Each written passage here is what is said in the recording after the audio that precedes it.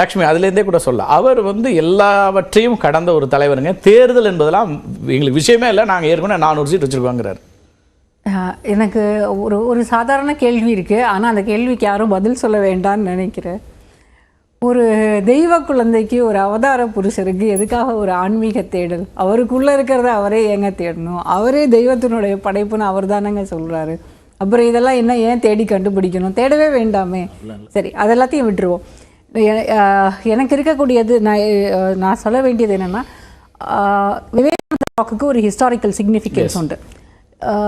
Hindu mythology, Hindu philosophy இதோட connect பண்ணி தான் ஆரம்ப கட்டத்திலிருந்தே, அதாவது 1970 அதை நிறுவும் போதே ராமகிருஷ்ண மடமும் ஏக்நாத் ரானடேவும் அதுக்கு பின்னால் இருந்து அதுக்கு இயங்கியதும், அதுக்கு வந்து அங்கே வந்து வேலை பார்த்தது RSS ஸ்வயம் சேவக்ஸ்.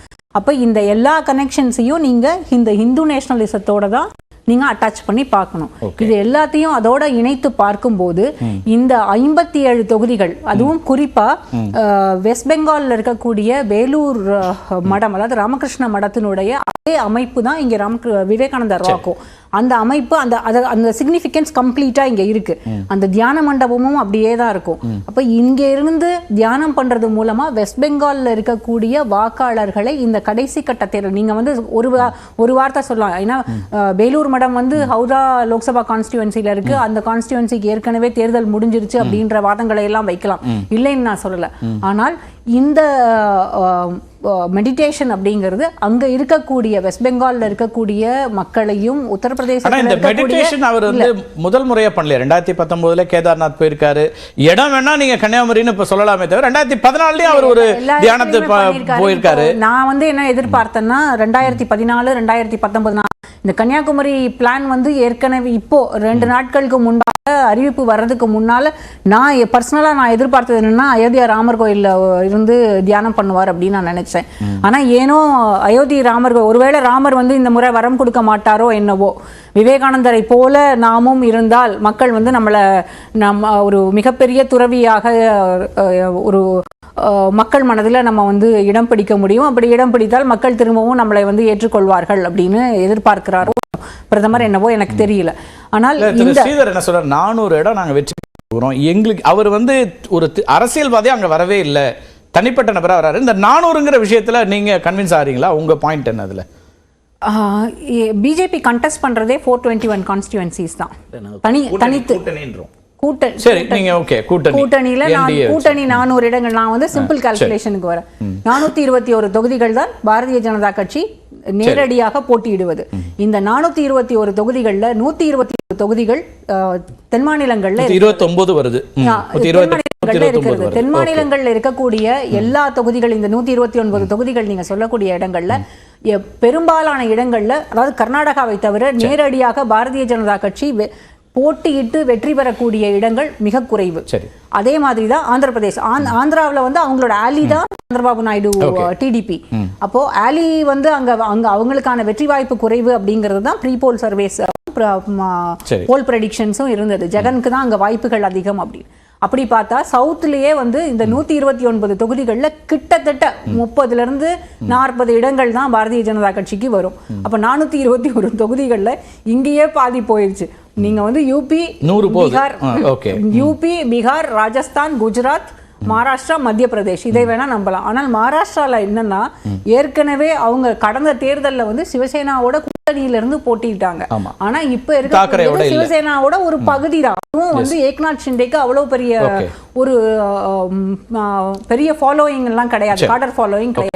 அப்போ அந்த ஃப்ராக்மெண்டட் சிவசேனாவும் ஃப்ராக்மெண்டட் என்சிபியோட இருக்கக்கூடிய பாரதிய ஜனதா கட்சி பெரிய அளவில் வெற்றி பெறும் அப்படிங்கிற நம்பிக்கை எனக்கு கடந்த முறை மகாராஷ்டிரால.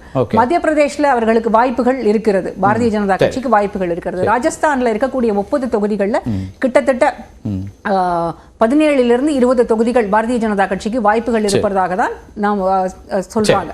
யூபியில கூட வந்து லாஸ்ட் எலெக்ஷன்ஸ் இருந்ததை விட இந்த வருஷம் இந்தியா கூட்டணி வந்து ஒரு ஸ்டெப் அஹெடா இருக்கிறதுக்கான ரீசன் என்ன அப்படின்னா, காங்கிரஸ், சமாஜ்வாதி அவங்களுக்கு அவங்க கூட்டணி கடந்த தேர்தலில் அவங்களுடைய கூட்டணி வந்து தலைவர்கள் மத்தியில் இருந்த கூட்டணியாக தான் பார்க்கப்பட்டது. இந்த முறை வந்து கிராஸ் ரூட் லெவல் வரைக்கும் அந்த கூட்டணிக்கான அண்டர்ஸ்டாண்டிங் வந்து பெட்டரா இருக்கு.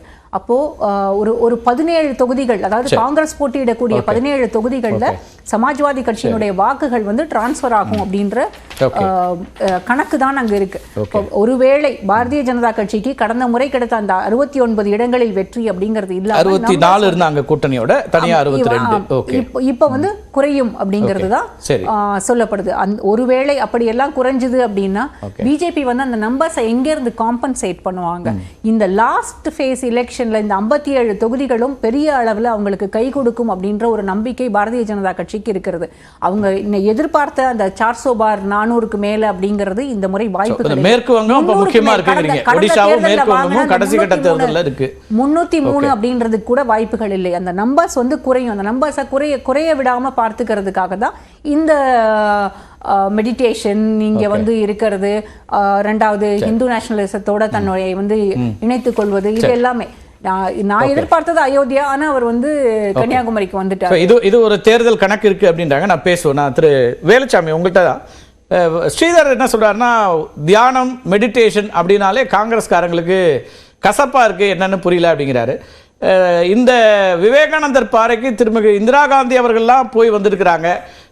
ட்ரெடிஷ்னலாக நேரு அவர்கள் இருந்த காங்கிரஸ் இன்னைக்கு இருக்கான்னு குருமூர்த்தி போன்றவர்களாக கேள்வி எழுப்புறாங்க. காங்கிரஸினுடைய இந்த நேஷனலிஸ்ட் பார்வை வேற மாறிடுச்சா அப்படின்னு கேட்குறாரு. அல்லது தியானம் இதெல்லாம் காங்கிரஸ் வந்து இன்னைக்கு வந்து இந்த பெயர்களை கேட்டால், இந்த சொற்களை கேட்டாலே உங்களுக்கு வந்து ரொம்ப கசப்பா இருக்கா அப்படின்னு கேட்குறாரு ஸ்ரீதர். கசப்பு அதிகமா போறதுனால உடம்புக்கு எந்த கெடுதலும் வரப்போறது இல்லை. ஆனா இனிப்பு அதிகமா போயிட்டா, சுகர் வந்துட்டா என்ன ஆகுன்னு உங்களுக்கே தெரியும். அதனால அது கசப்பா இனிப்பாங்கிறது இல்ல, இது எதற்காக என்பதுதான் கேள்வி. நான் உங்களுக்கு உங்க தகவலுக்காக சொல்றேன். ஒரு வாரத்துக்கு முன்புதான் அமரர் ராஜீவ் காந்தியுடைய நினைவு நாள் வந்துச்சு. அந்த நினைவு நாளுக்கு அவருடைய சிலைக்கு மாலை போடுவதற்கு போகிற போது இங்க இருக்கிற போலீஸ் என்ன சொன்னாங்க, எலெக்ஷன் கோட் இருக்கு, நீங்க கூட்டமா போக கூடாது, ஒருத்தர் 2 பேர் தனித்தனியா தான் போகணும் அப்படின்னு சொன்னாங்க. இது இங்க இருக்கிற சாதாரண பாமரனுக்கு பொருந்துற அதே சட்டம் பிரதம மந்திரிக்கு பொருந்துமா பொருந்தாதா? என்னுடைய கேள்வி அதுதான். போறாரு இந்தியாவில் இருக்க தேர்தல் முடிஞ்சு ஒரு மாசத்துக்கு மேல ஆச்சு. எங்க தியானம் தனியா போறாது, எங்க தியானம் அவர் தனியா அவர் மட்டும் போயிருவாரா? என்னங்க வர்றதுக்கு முன்னால எங்க ஒவ்வொரு நாளும் உங்க டிவிலே காட்டுறீங்க அவர் எங்க வர்றாருன்னு, ஹெலிகாப்டர்ல இறங்குறாரு போறாரு, தினசரி காட்டிக்கிட்டு இருக்கீங்க. அவர் பிரதம மந்திரி நீங்க மறந்துட்டீங்க. தனிப்பட்ட நரேந்திரர் அவர் தியானம் பண்றதை பற்றியோ ஆன்மீக பயணத்தை பற்றியோ அவர் உபன்யாசம் பண்றதை பற்றியோ எங்களுக்கு எந்த கவலையும் இல்லை. அவர் பிரதமராக இருக்கிற போது எப்படி இருக்க வேண்டும் என்பதுதான். அதுக்கு தான் நான் விவேகானந்தரை நான் உதாரணத்துக்கு சொன்னேன். சிகாகோ தான் உலகத்தையே திரும்பி பார்க்க வைத்தது விவேகானந்தர் பக்கம். அதுவரை லேடிஸ் அண்ட் ஜென்டில்மேன் என்று மட்டுமே பேசிய மக்கள் மத்தியில் பிரதர்ஸ் அண்ட் சிஸ்டர்ஸ் சொன்னது உலகத்தையே திரும்பி பார்க்க வைத்தது. அவர் அமெரிக்காவுக்கு போகிற போது ஒருவரை கூட அவருக்கு தெரியாது. கப்பல்ல போற போது இவர் காவி உடைய பார்த்து ஒரு அமெரிக்கன், நீங்க யாரு எங்க போறீங்கன்னு கேட்கிறான். அமெரிக்காவுக்கு போறேன்னு. அங்க உங்களுக்கு யாரும் தெரிஞ்சவங்க இருக்காங்களா? ஒரே ஒருத்தர். யார் அவரு? நீங்க தான் சொன்னார்.